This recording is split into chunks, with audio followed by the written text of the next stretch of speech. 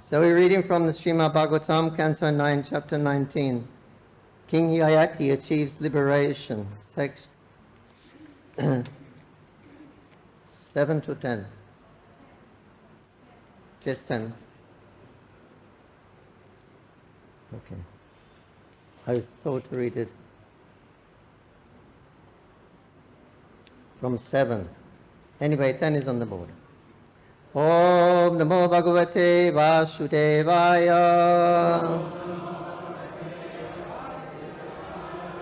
Om Namo Bhagavate Vasudevaya. Om Namo Bhagavate Vasudevaya.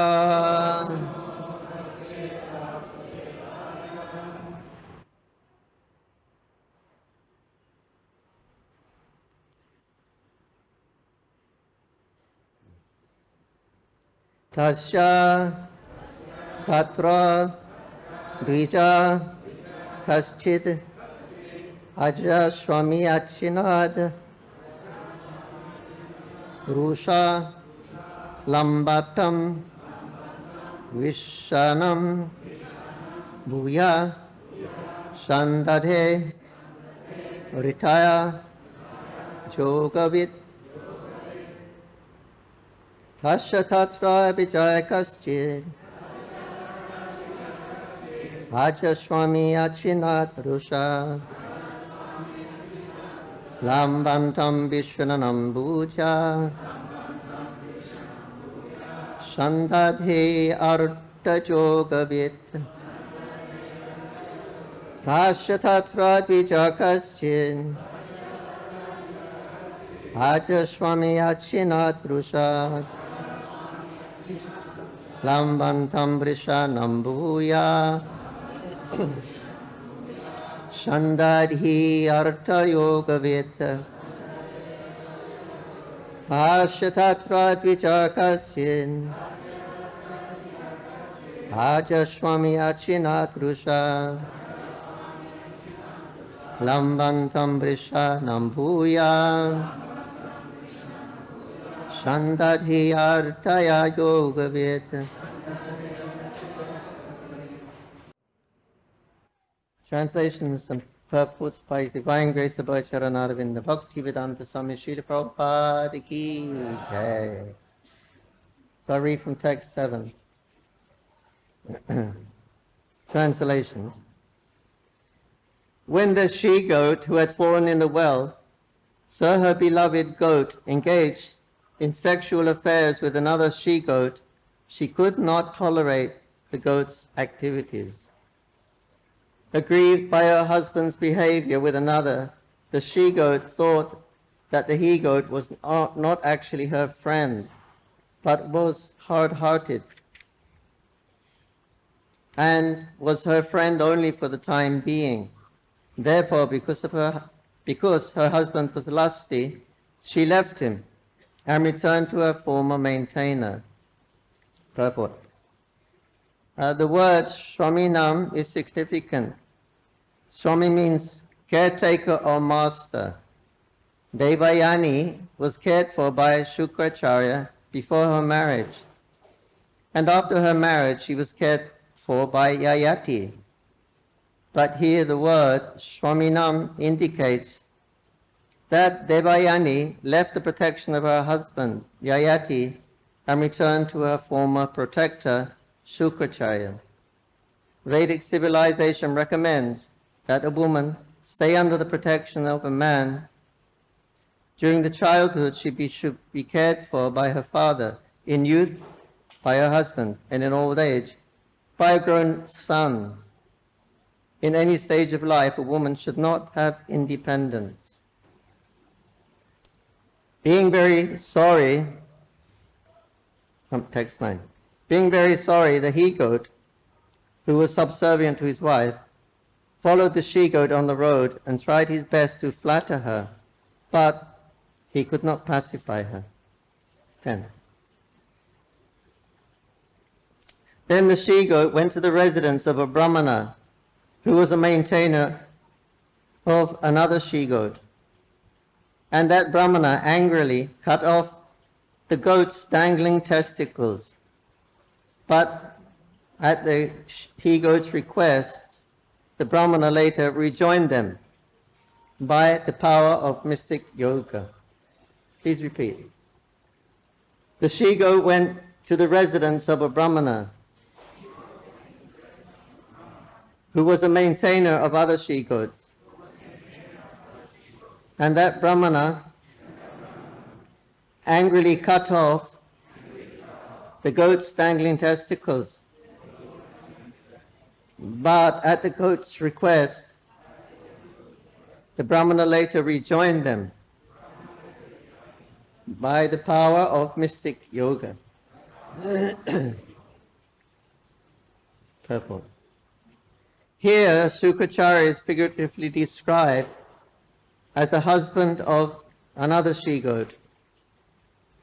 This indicates that the relationship between husband and wife in any society, whether higher or lower than human society, is nothing but the same relationship between the he-goat and the she-goat. For the material relationship between man and woman is one of sex. Yan moitu nadi grihamedi shukam hi tucham. Shukracharya was an acharya or expert in family affairs, which involves the transfer of semen from the he-goat to the she-goat. The words kaschit ajya, the words kaschit ajya swami expressly indicate that hearing that Shukracharya was no better than Yayati, for both of them were interested in family affairs generated by Shukra or semen. Shukracharya first cursed Yayati to become old so that he could no longer indulge in sex. But when Shukracharya saw Yayati's emasculation, would make his own daughter a victim of punishment, he used his mystic power to restore Yayati's masculinity. Because he used his power of mystic yoga for family affairs and not to realize the Supreme Personality of Godhead, this exercise in the magic of yoga is no better than the affairs of the he-goats and the she-goats. Yogic power should be properly used to realize the Supreme Personality of Godhead, as the Lord himself recommends in Bhagavad Gita 6:47. Yoginamapi sarvesham yam madgaten aratmana shradhavan bhajati yomam shamiyo yukta mata. Of all yogis, he who abides always in me with great faith, worshipping me with transcendental loving service, is the most intimately united with me in yoga and is the highest of all. Om Agyanti Mirandasha Jananjanan Shalakaya Chakshuram Mirtandina Tasvi Namaha. Shri Krishna Chaitanya Prabhu Nityananda Shri Advaita Karatha Shiva Shri Gaura Bhakta Vrinda. Hare Krishna Krishna Krishna Hare Hare, Hare Rama Rama Rama Hare Hare.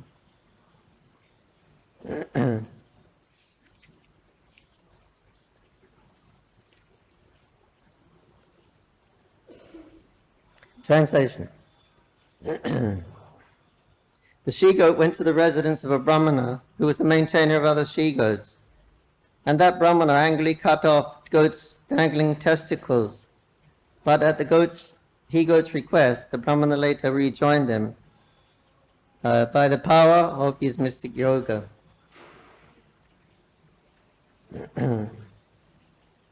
So here Prabhupada is pointing out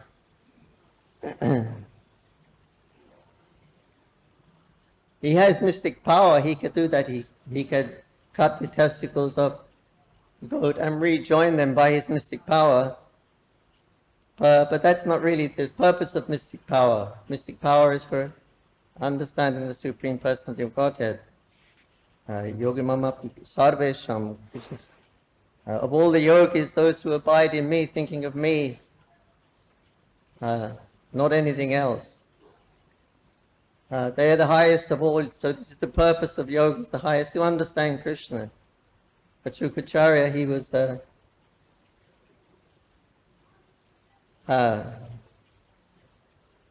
he was a progenitor also, so he had this service of being a progenitor, and he had these powers as well, but he was using them simply for the purpose of population. Or so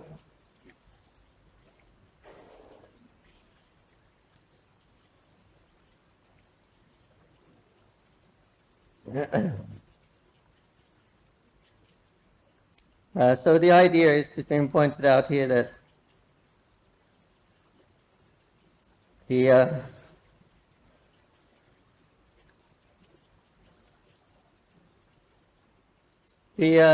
goat's business was simply to enjoy. And that was his main identity.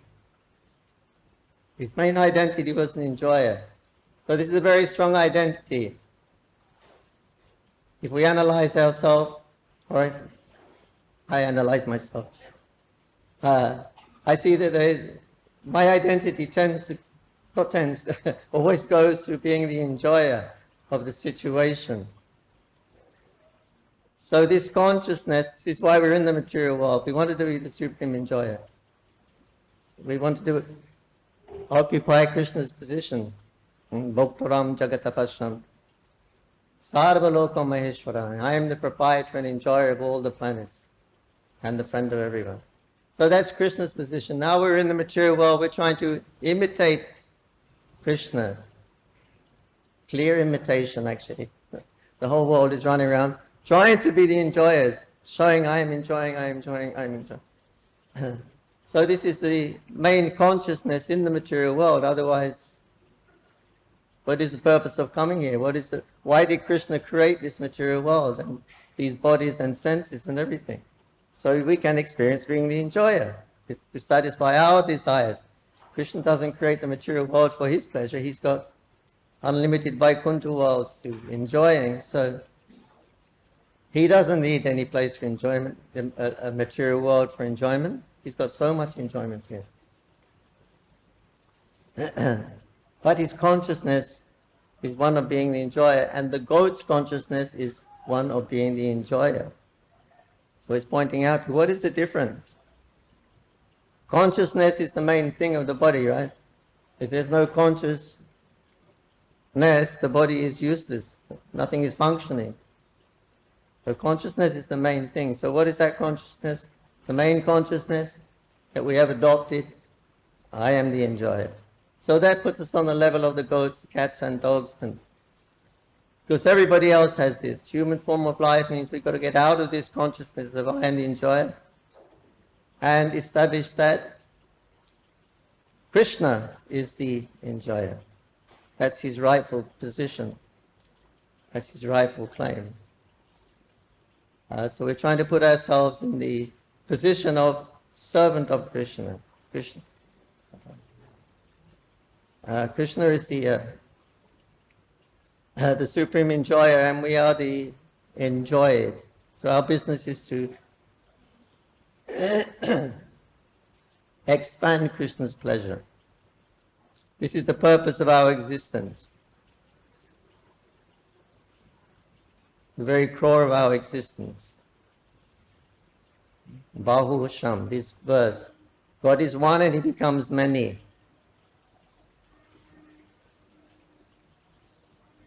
Huh?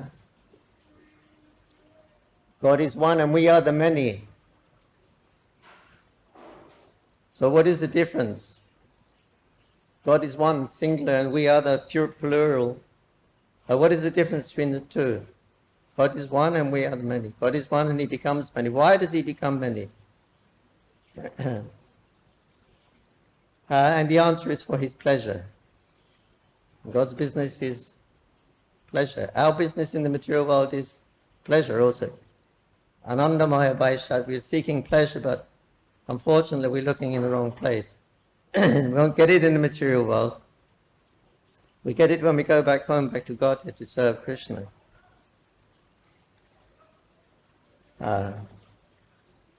So yeah, Nityo Nityanam Chaitana Chaitanam. There is one Nitya and there are many Nityas. We are the many Nityas. So what is the difference between? There is one Nitya, he is the enjoyer. We are many Nityas. We are also the enjoyers. So what is the difference between that one? For that one it mentions, that one, that single one, he maintains all the other plural Nityas.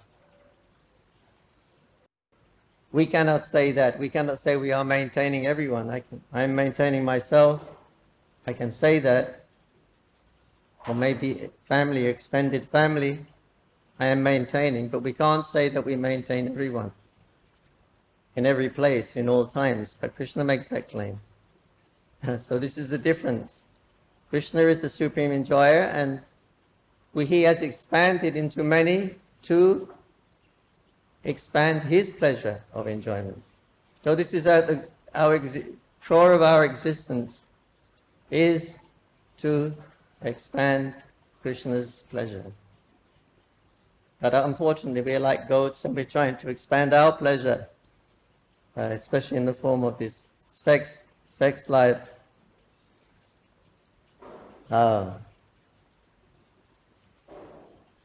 No matter what, whether it's a goat's body or a human body, or any kind of body, that desire there, that I am the enjoyer, is very, very prominent. There's a story of Jaimini. I've told this story a few times, but I like it.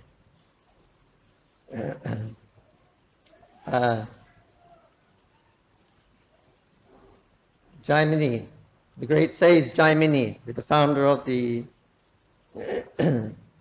Karma Mimamsa philosophy.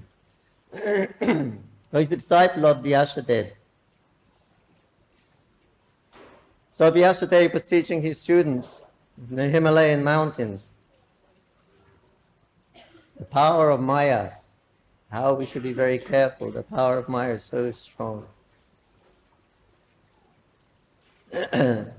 So Jaimini was thinking afterwards, I don't think it's very strong.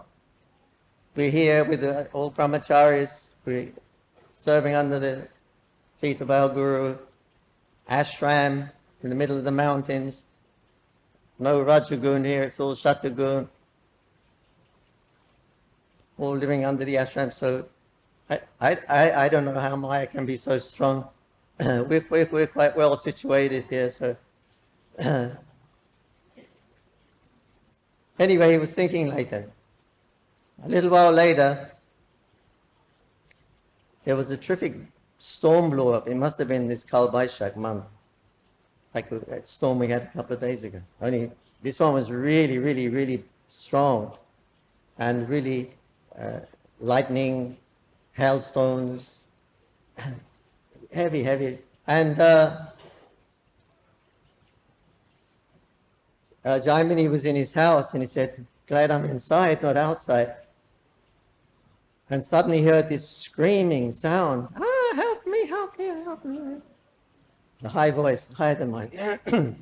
Help. It sounds like someone's outside there. Oh my God, who can be there in that terrific storm is going on like a tornado? And he was, yes, so definitely someone is out there. So he was kind of looking around and he couldn't see anything through the window. And then suddenly a lightning flash came, because it was a thunder and lightning. The lightning came. And he saw it. The Mataji was there. She was crying, help me, help me. So he went to the door, Mataji, couldn't see anything. So heavy rain, and come this way to my sound vibration. He was shouting, come here. Otherwise it was all pitch darkness. So she came to his cottage. And She said, oh, I was out collecting some firewood or something in the mountain, and suddenly this storm came, and I got lost, and I got there. It's okay now, you're safe here. You come inside, and I got a blanket and things like that. No, I'm Mataji, I cannot come inside the house. I'll stay outside on the veranda here. It's okay, I don't need you to come in. No, please. Look at your condition. I'll give you some dry blanket or something you can keep warm. It's freezing cold out and you're wet. And she's, no, I cannot come in. He said, look, you come in. It's a room. Nobody else will stay in this room, only you. Here is the key. You go in, you lock the door. And if anybody comes, you say, no, sorry. The door is locked. It's not going to be open. Even if I come myself and I knock on the door, you just simply lock that door and say, no.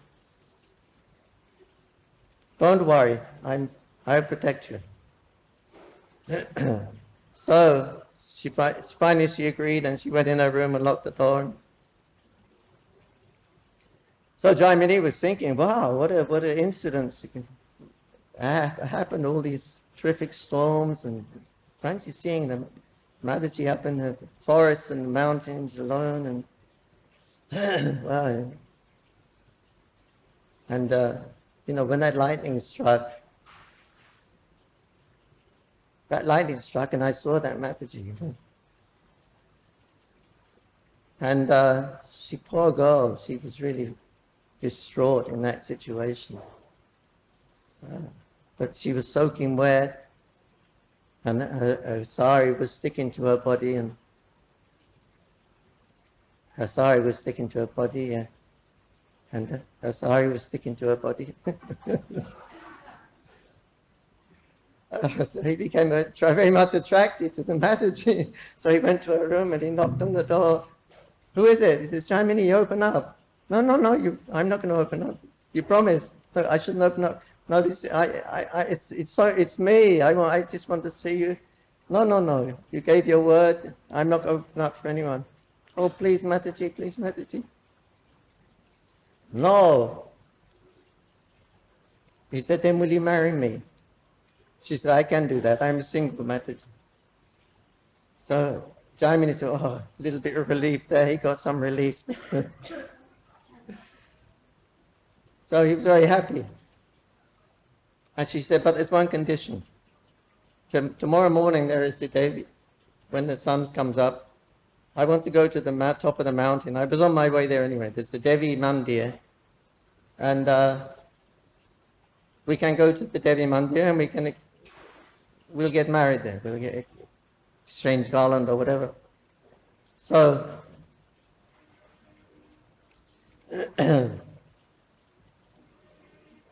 so morning came, he was very excited. He hadn't slept the whole night. He was thinking of his new prospect wife.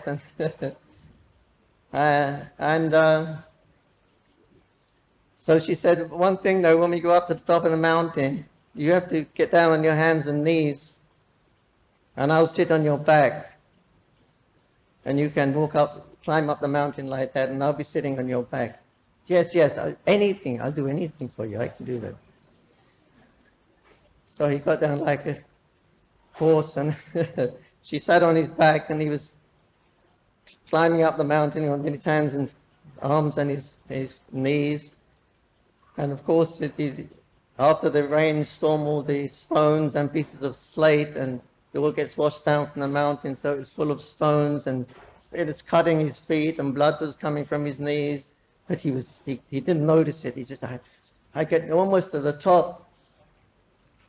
And then he got to the top. Oh, now my dream has come true. And he said, okay, we've made it. Guru Maharaj, what are you doing on my back? He saw his Guru Maharaj, Vyasadeva, was sitting on his back.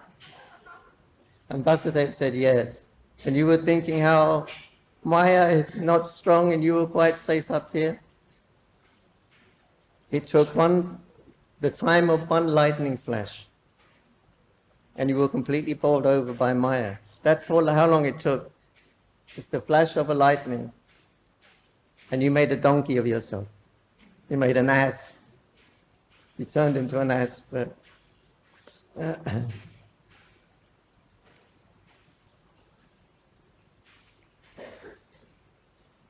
so that's the situation.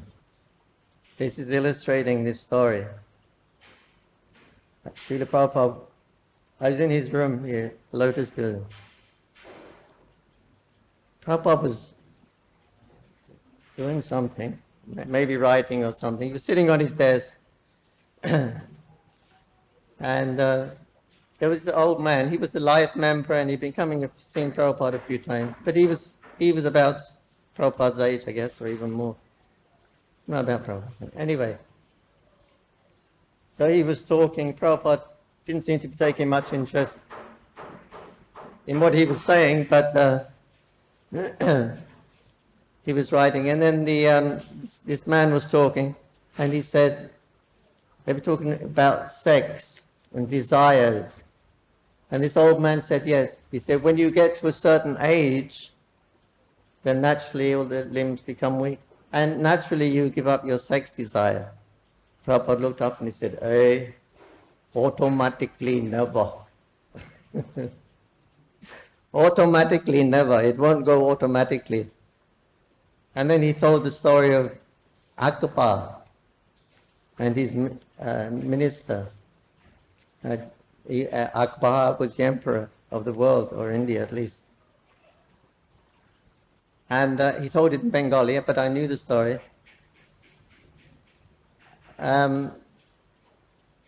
So Akbar said the same thing. He said to his servant, what was his name?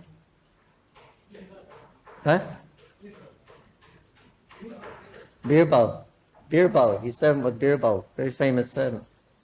So he said, Birbal, as we get older, the senses become old, and then all the passion goes down, and then we become, like that, it'll become controlled. Oh, just in time, old age and everything, we lose all that passion. And so Birbal said, I don't think it's like that. He said, yeah, it's like that. He said, look, you come with me. One of your ministers is almost dead. He's really old. He's on his deathbed. He's just got a few days to live. He's going to die. So we're going to see him, but you bring your beautiful daughter with you. So he had a beautiful daughter, princess.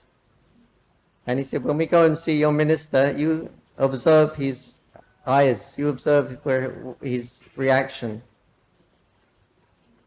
So then they went to the old minister's room and they went inside. Birbal, beautiful daughter, and Emperor Akbar. And the old emperor, the old minister was lying on his bed, and he looked up and opened his eyes, and he looked straight at the young, beautiful princess. The emperor of the world practically was there. But he didn't look at the emperor. His eyes went automatically to the Mataji. Birbal said, you see? Did you see that? So this is the way this world is designed. Just for a few moments, a few seconds actually, a few seconds sense gratification. How the whole world is going on under this great illusion of being the enjoyer. So, Prabhupada says here, he says a few times here in this portion, he says one must voluntarily cease from material desire. In the story of Pingala,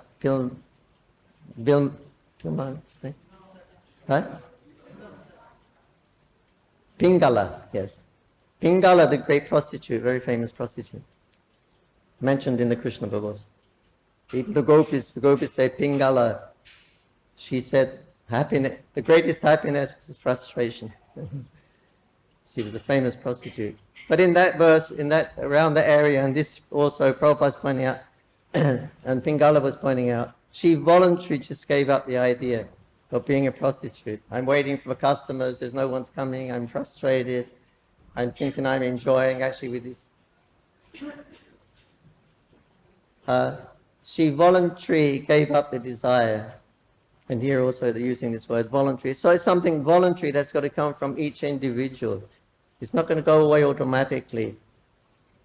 It's something voluntary we have to do. Like when we go to the spiritual realm, Bhaktisiddhanta Saraswati Thakur says, you get to the spiritual realm of Navadvip. And Guru is at your side, pushing you on, urging you on. Go on, take that step, take that step. There is a wall, a curtain of Yoga Maya, that Yoga and Mahamaya. Mahamaya is not different from Yoga Maya.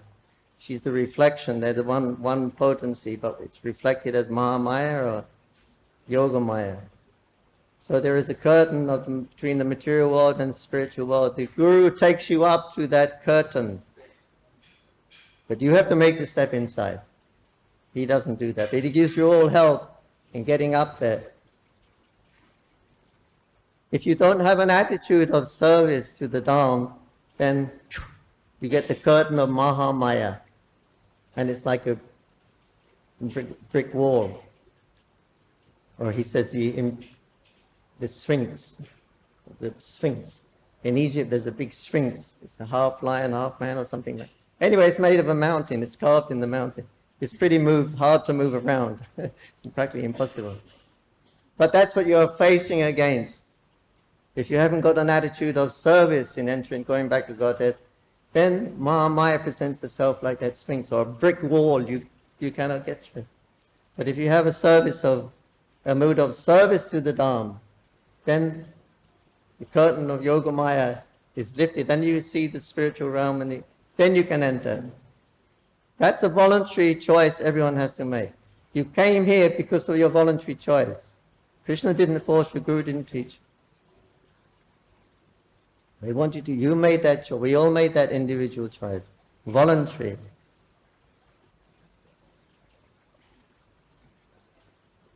Vishwanath Chakravarti Thakur says it's talking about the creation. And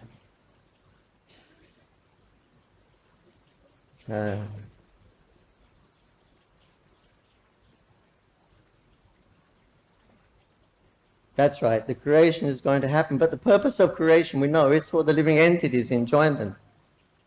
So just before this creation, or the secondary creation, the personalities that are there and make up the secondary creation, Shiva, Parvati, and all the things that are necessary for a creation, they're personified. They're perfect Vaishnava behavior. They humbly ask the living entity, do you really want to go there? Do you, we're the maintainers and managers of everything, but we want can we go ahead with this and create this universe? The main purpose behind the universe is to wake us up to Krishna consciousness. But many people, they don't want that. We didn't come here to be the controller, the servants. We came here to be the enjoyers. But still, this Vaishnava behavior of all these personalities of Mahamaya, Yogamaya, great personalities, controller of all the universe, they're asking, do you really want to go? You give us permission, and then we... So Krishna, he's not that he's having like a sick joke or something, making this creation that we get bound up in and try and get out of it yourself. It's not like that. Krishna's not unkind or cynical. But they're all Vaishnava behavior, all those personalities and energies. And they're asking, you really, really want us to start? With your permission, we will do it. So right up to the end, they're there to help you. They really don't want us to come in the material world. But ultimately we have to make that choice. It's voluntary. So we have an individual willpower. Bhaktivinoda Thakur says our willpower is the only strength in man. It means woman also. The only strength is our willpower. He says you have power to move around, but unless you apply your will, you will not move. So will is the power of the living entity.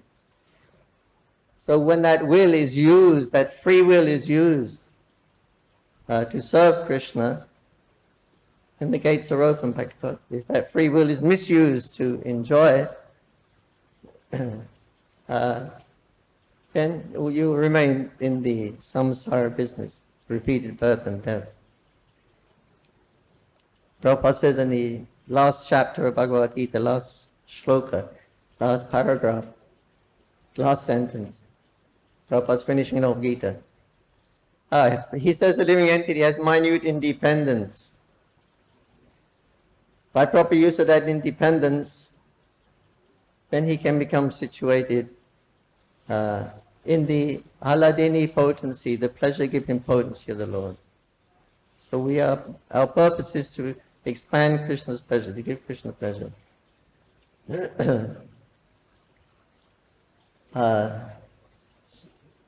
So that's the intention of the author. The author of the book often has his intention at the end, or reveals the intention. So Prabhupada's Bhagavad Gita, as it is, it's revealing the intention.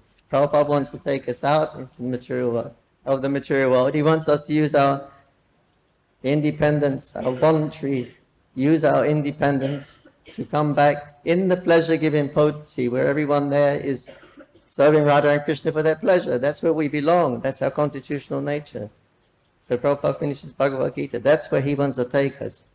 Back in our constitutional nature of servant, or the servant of Krishna. So this is all a voluntary thing. We have to...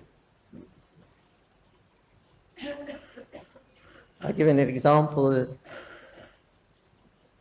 I went to the foreign registration office, Krishna Naga. So he said, why don't you become a citizen? You've been here for so many years. Why don't you become a citizen? I said, I don't want to become a citizen. He said, why not? Why don't you become a citizen? I said, I'm having a big enough problem identifying myself as an Englishman. I don't want to have another identity. I don't want another identity of being an Indian. He was a Brahmin. He was very respectful. And he said, will you come to my house? Can I give you some food? Anyway, nice man. Then he said, listen, you get a piece of paper and you write and you say, I'll help you from here, Krishnanagar, because if you go directly to Writer's building in Calcutta, you won't get it. You can't jump over it. So it has to come from me. So a piece of plain paper and you write on it to the foreign registration office. And the reasons why you want to stay here in India. And it's not going to be an ISKCON heading or any kind of heading like that, legal thing. It has to come from you.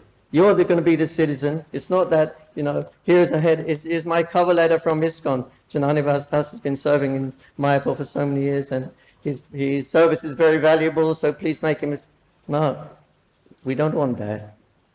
It has to come from you. You write why you want to come.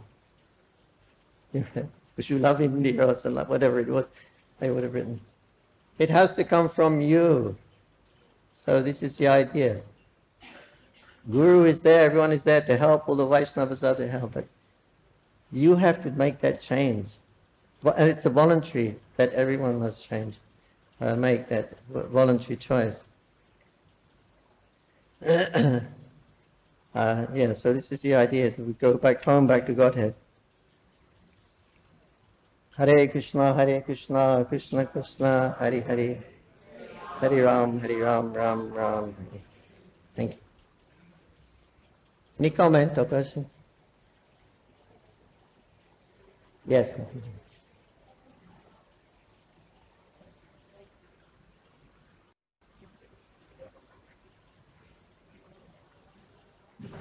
Hare Krishna.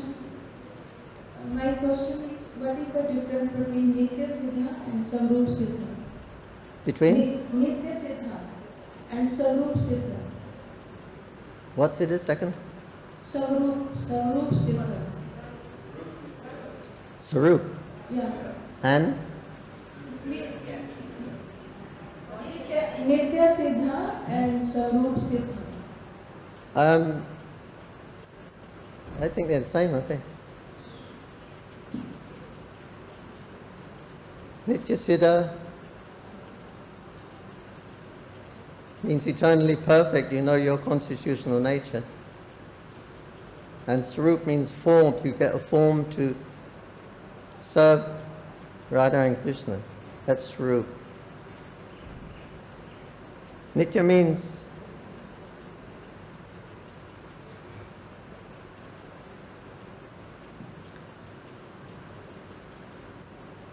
Prabhupada said in Mayapur, he said, my Guru Maharaj,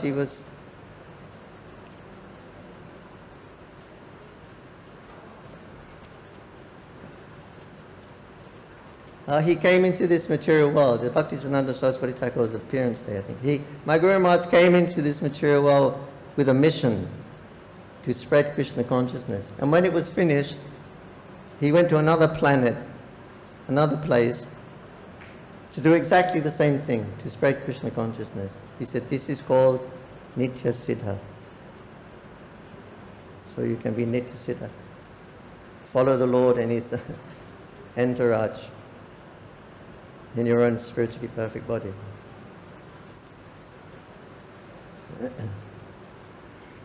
Otherwise, I'm not... terminology I may get mixed up with this. Something like that. Did you want something more?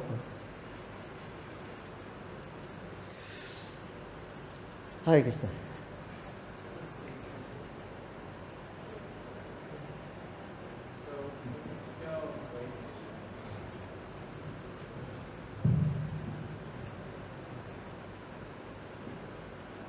So what did you tell the immigration person regarding the United States? Which person? You said that you had to tell the immigration official you wouldn't take an official letter from anybody. You had to give your reason why you wanted to stay here in India. What did you convey?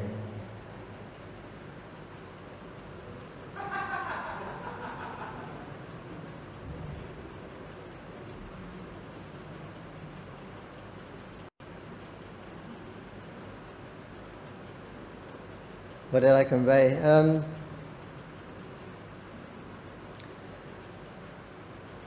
Well, I think I was doing some traveling at that time, the TOVP, and I thought British passport's easier to travel with. And so I said, okay, after I'll come and see you. He's retired now, he's left. But he was a nice man.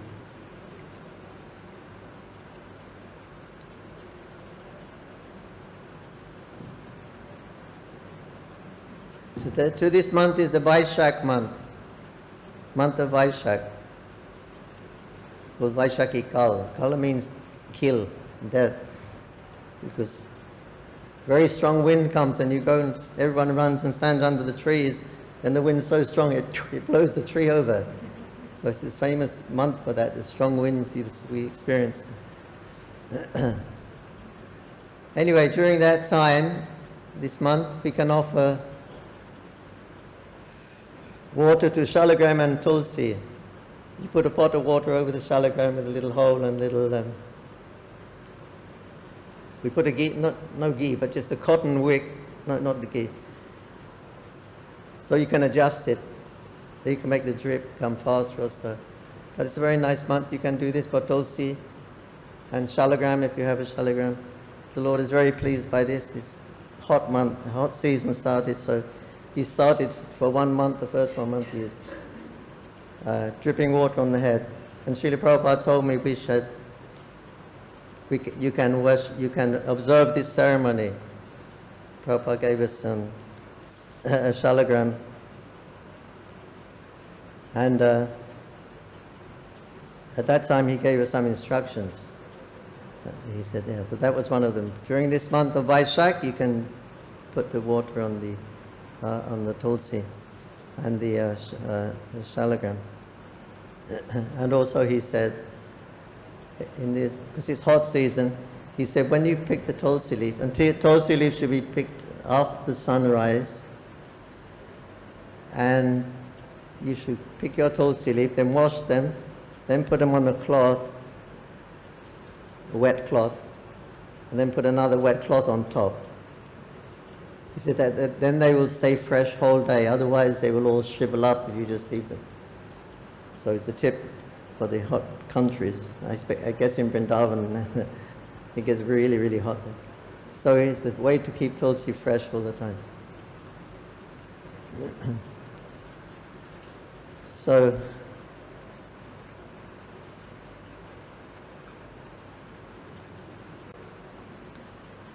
the Prabhupada told the Jayapataka Maharaj and Bhavananda Maharaj that you should worship the Shalagram Shila in Sri Dham Mayapur. So this was the first ISKCON temple to worship Shalagram Shila. And so he said, if you can get some Shila from some friend. Anyway, after some time then Jayapataka Maharaj got one Shalagram Shila. So well, we went to Srila Prabhupada's room here in the Lotus building. Myself, Jayapataka Maharaj and Bhavananda Prabhu. And Jayapataka Maharaj, when he said, we have the Shalagram Srila Prabhupada. Prabhupada took it and he touched his head. And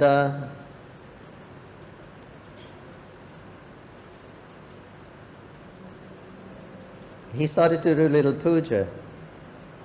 I don't think he knew we were coming even to his room, but he got the shalagram, so we went up to Prabhupada's room. Prabhupada was just sitting there. Then he did the puja. He didn't move from his seat. But he had the shalagram, then he had his tilak there, so he got some tilak, and the Archman cup was there, so he made some tilak.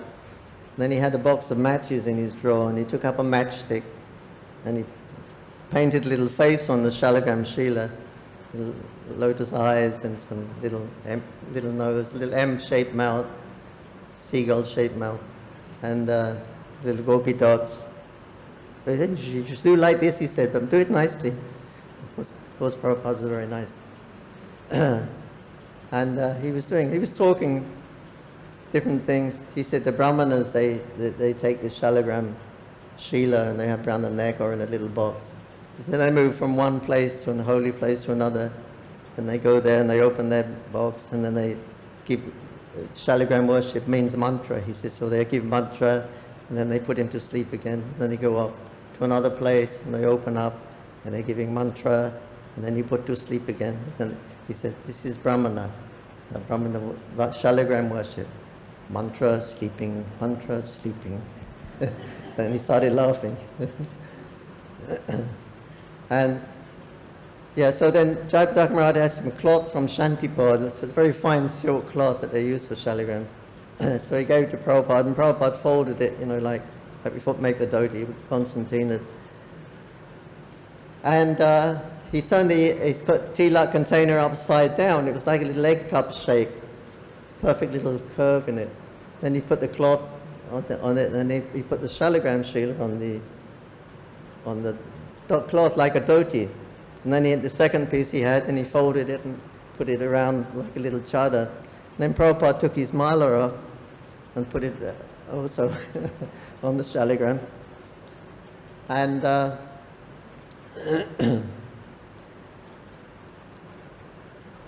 and then he was saying different things. And then suddenly the garland that he put on the Shalagram, it fell off. And Prabhupada said, oh, did you see? Did you see? Did you see?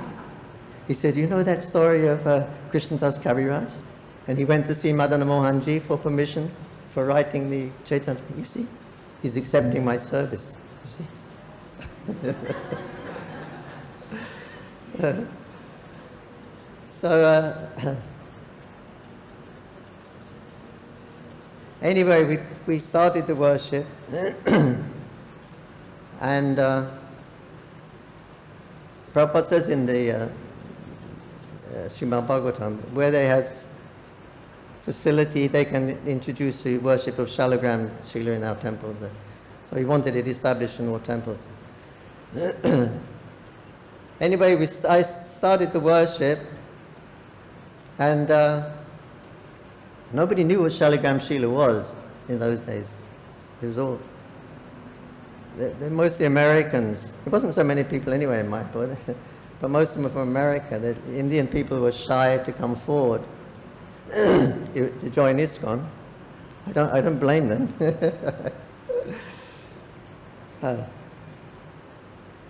We had all kinds of rumors with CIA and all these things, and Sahib Mat, English Mat. And plus you had the Gaudiya Mat here, they established, same philosophy, everything.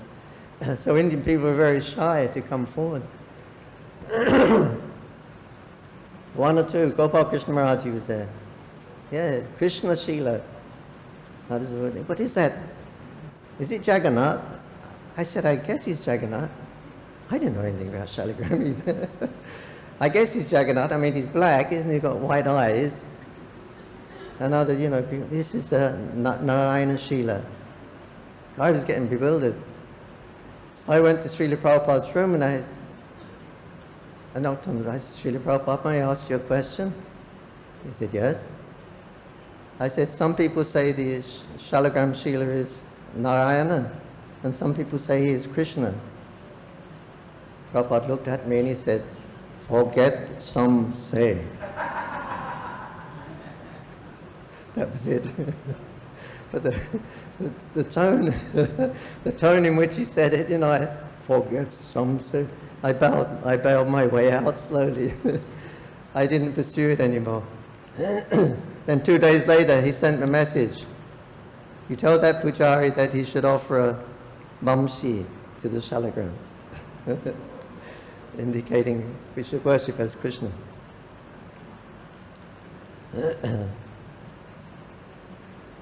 Later on, we had more Shalagrams.